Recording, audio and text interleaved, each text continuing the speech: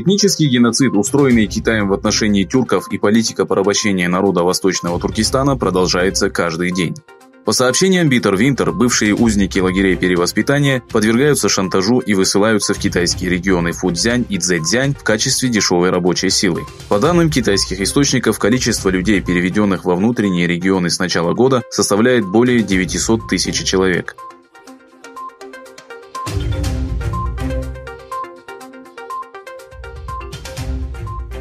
Премьер-министр Малайзии Махатир Мухаммед заявил, что если уйгуры, прибывшие в Малайзию, попросят убежища, Малайзия предоставит им статус беженцев и не будет депортировать уйгуров, даже если Китай потребует их выдачи.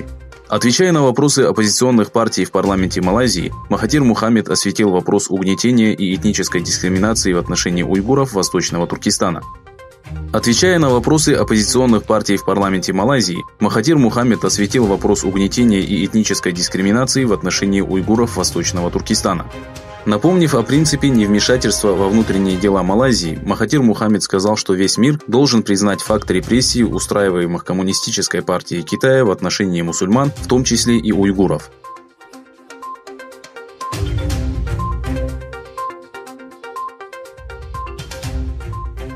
Перед посольством Китая в Берлине состоялась акция протеста, в которой приняло участие 3000 человек. Германские силовики приняли беспрецедентные меры безопасности и временно перекрыли дороги, ведущие к китайскому консульству.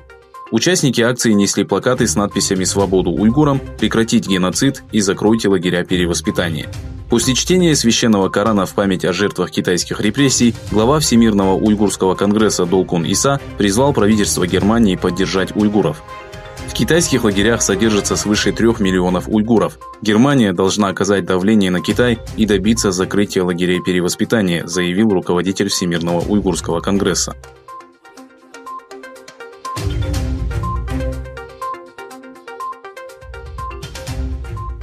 Фронт защитников ислама провел в столице Индонезии митинг в поддержку мусульман Восточного Туркестана. В акции, организованной у китайского посольства в Джакарте, приняли участие около 1000 человек. От имени организаторов выступил Саламет Маариф, который потребовал от китайских властей закрыть лагеря и осудил правительство Индонезии за пассивность по уйгурскому вопросу. Кроме этого, Маариф потребовал провести международное судебное разбирательство и направить в регион рабочую группу от имени Исламской организации сотрудничества. Напомним, что и малазийские мусульмане провели митинг у китайского посольства в Куала-Лумпуре. Участники акции держали баннеры, на которых был изображен германский футболист турецкого происхождения Месут Озил, поддержавший уйгуров.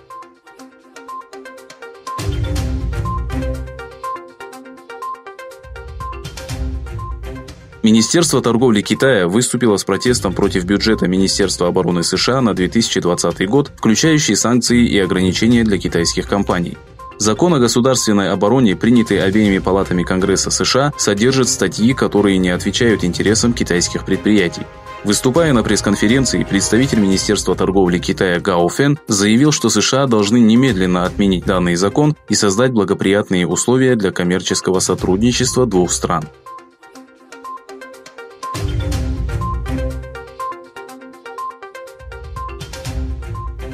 В городе Алма-Аты потерпел крушение самолет, на борту которого находилось 100 человек. Сразу после вылета пассажирский самолет Фоккер-100, принадлежащий компании Baek Airline, врезался в двухэтажное здание, находящееся вблизи аэропорта Алма-Аты. Министерство внутренних дел Казахстана сообщило, что в результате авиакатастрофы погибло 12 человек. 49 пассажиров получили ранения. По данным Министерства здравоохранения, 10 из них находятся в тяжелом состоянии. Пресс-служба президента Казахстана сообщила, что Касым-Жомарт Токаев объявил 28 декабря днем национального траура.